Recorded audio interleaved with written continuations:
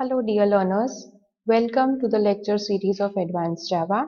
I am Shruti Yagnik and today we will be seeing more about what are TCP client and server sockets. What are sockets? You can refer to my video in the description box if you aren't aware of it. And today we shall continue reading Introduction to TCP IP sockets, its functionings, and how you are going to develop a simple client-server socket program in order to let the client and server communicate with each other. So let's begin. Now, TCP IP sockets, as we have already seen, are used in client and server technologies. And sockets with a combination of IP address and port numbers are used to communicate and keep all the computers around the globe communicate with each other. Now there are two types of sockets, basically stream sockets and datagram sockets, and we shall be moving into details of stream sockets in this lecture. Now what are stream sockets or what is stream communication?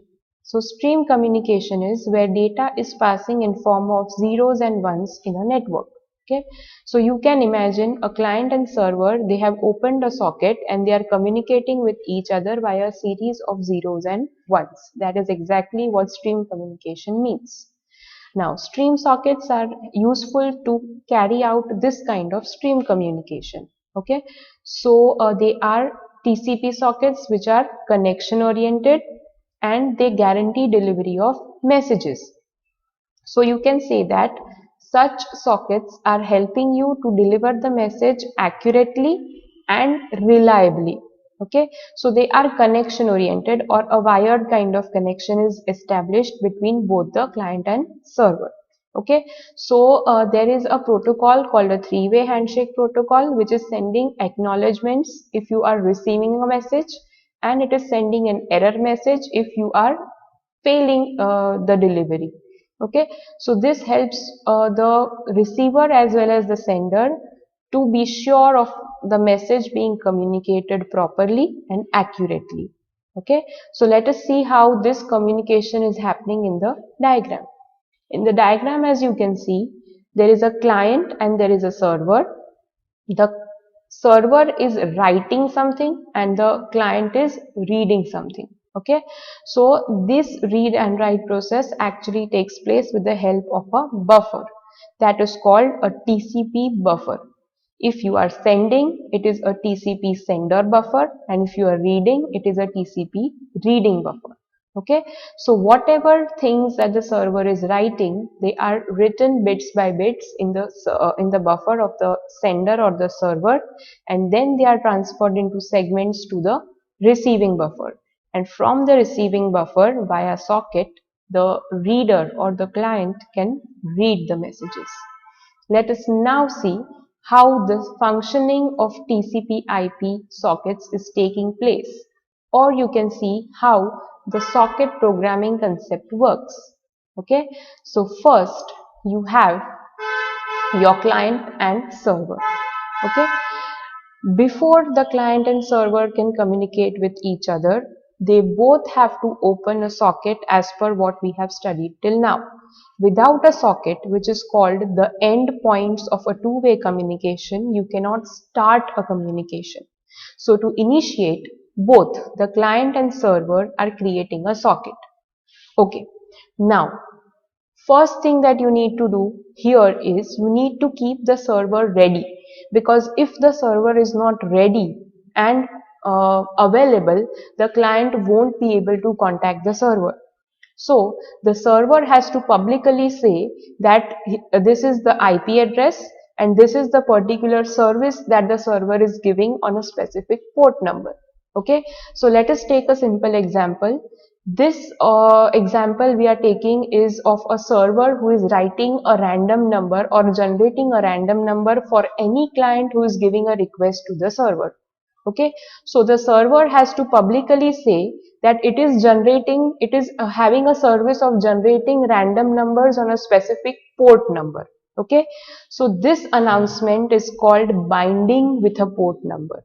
Okay, so next step will be taken by the server in form of binding. Okay, after it is binding the random number generation service with its port number, with a port number of itself, it goes into a listening mode automatically. Okay, now when the server goes into listening mode, the server becomes ready to accept any connection from any client. Okay, so the next step will be taken by the client. Okay, that is, the client will send a connection request to the server. Okay, now the server is in listening mode and it is getting the connection request from the client.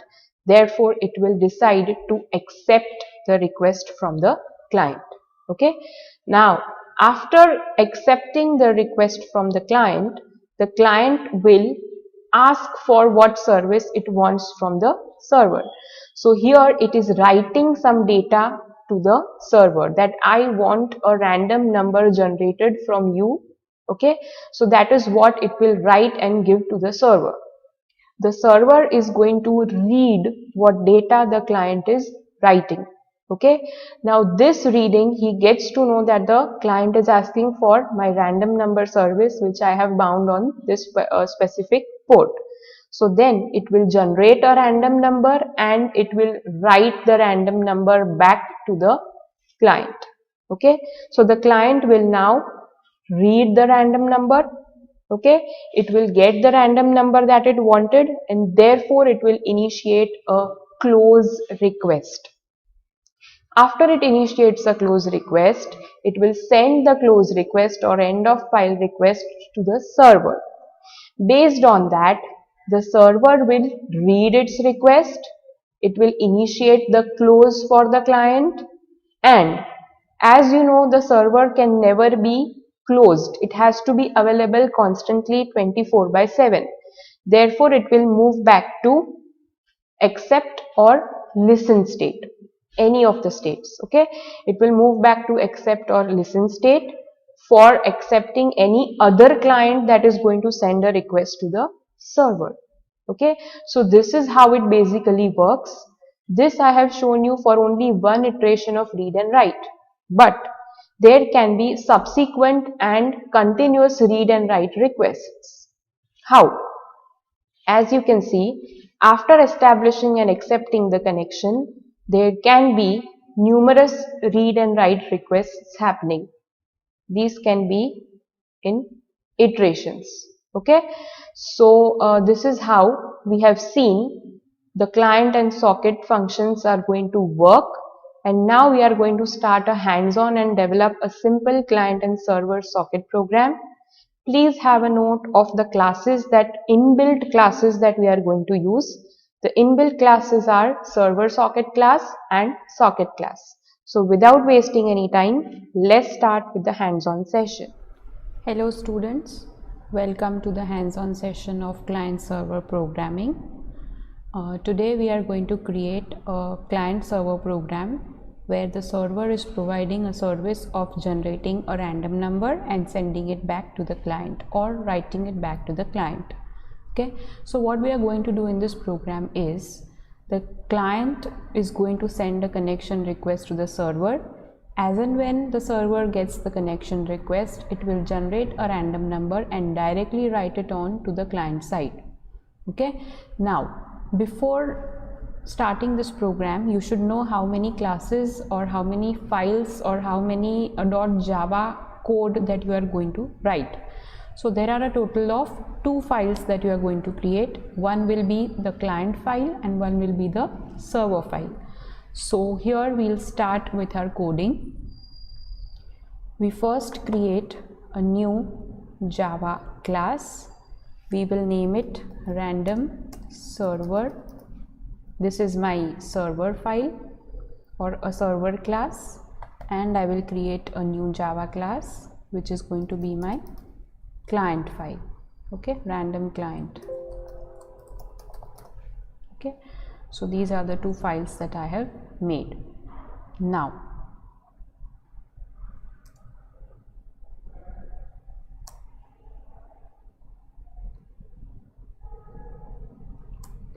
according to the functioning of the client server program, we already know that the client and server will both create sockets first, socket on client and socket on server side. And we already know that we pre-prepare the server and bring it from creation of socket, binding its service with a port number, and to listening. Okay, so here we are going to first create a socket on server side, bind it with a port number, and directly bring it into listen mode. So now we are moving on to our server. Okay, now first step is to create a main method. The main method will throw exception. Okay.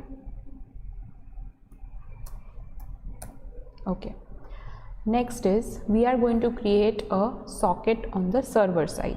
Now in order to create a socket on the server side, you already know we require the server socket inbuilt class. Now this server socket inbuilt class is in the package java.net.star. Okay, so we will first import the java.net package.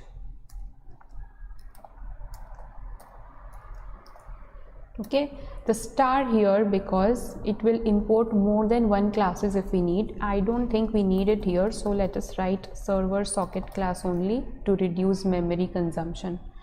Okay, now first step is creating a socket on the server side, so we will use the server socket class.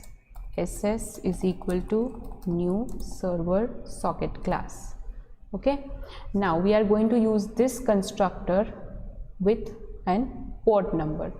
Now this port number here actually is going to bind the service to this port number. Okay, so what happens is when the server is using this constructor, server socket constructor, with one argument, that is a port number, the random number generation service is already bound on this particular number. So if any client wants to access the random number generation service, they can directly contact to port number 2222. Okay, so this is the port number and it's directly now bound and in listening mode. Okay, so we have finished till here from socket generation, binding and listening. Now we are going to bring connection from client side to connect to the server. So we will create a socket on the client side first. In order to create a socket on the client side, you again need to use an inbuilt class. Okay, that inbuilt class is the socket class. If you want to create a socket on server side, the inbuilt class that you are using is server socket, but if you want to create a socket on client side, then the class that you are going to use is only socket class, not server socket. Okay, so let us create a socket here. Throws exception. Now I am going to create a socket class. Socket s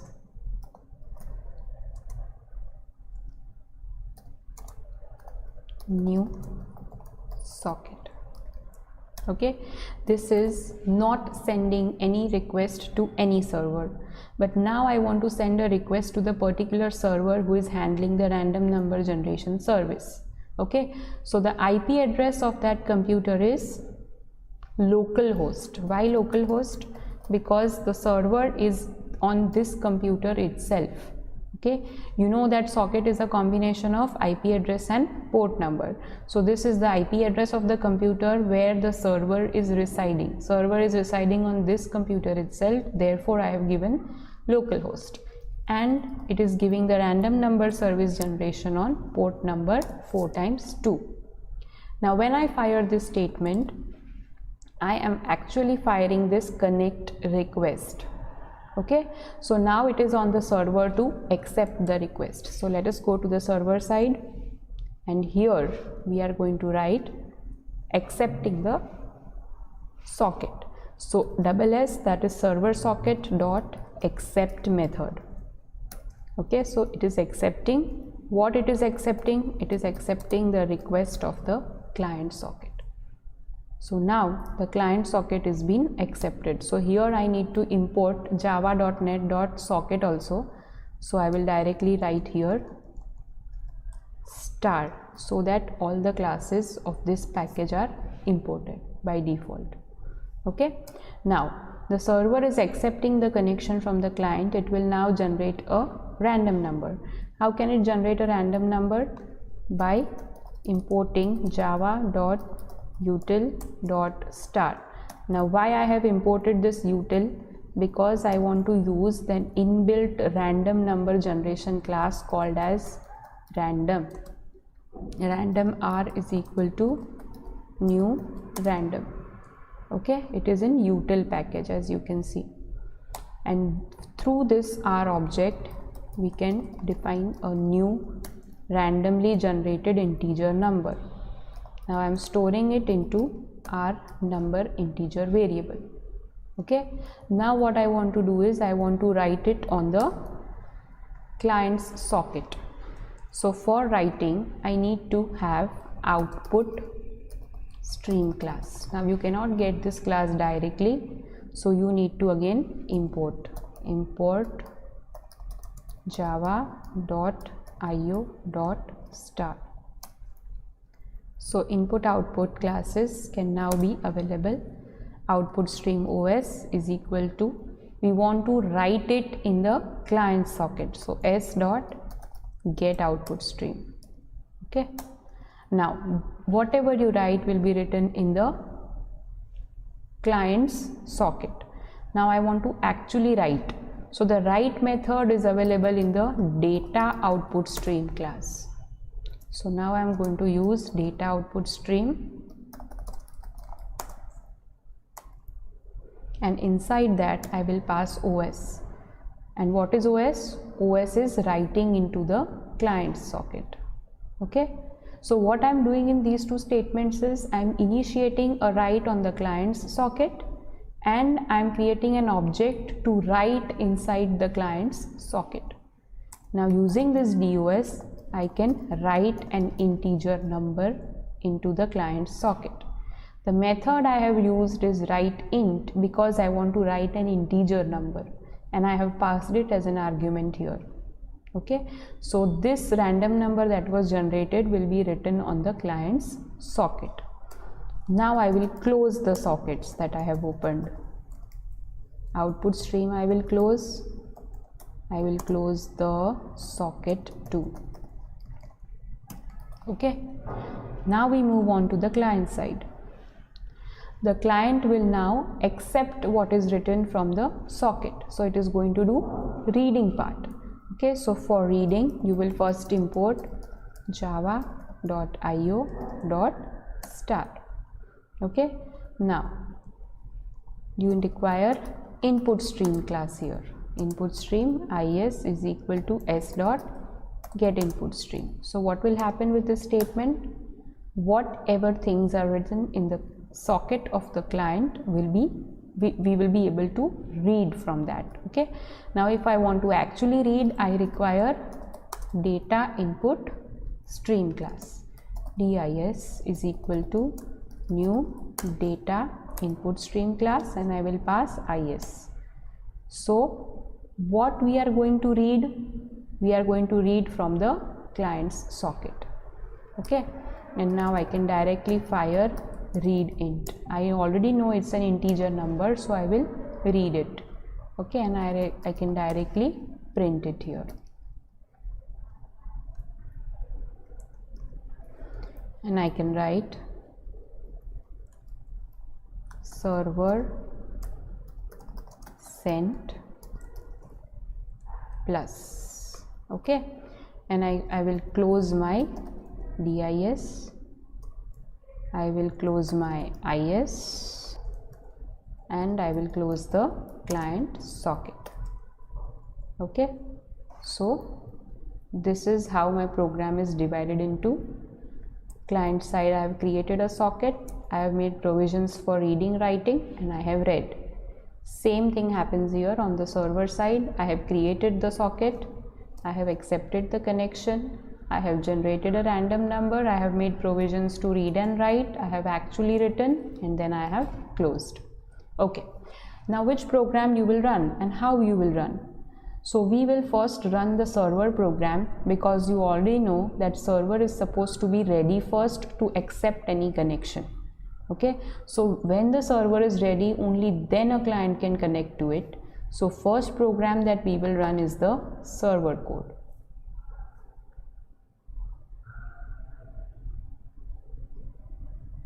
Okay, so this is my output, and now I will run the client. Let us run it. Okay, so this is the random number that we have got from the server side. That's all for the hands-on session today.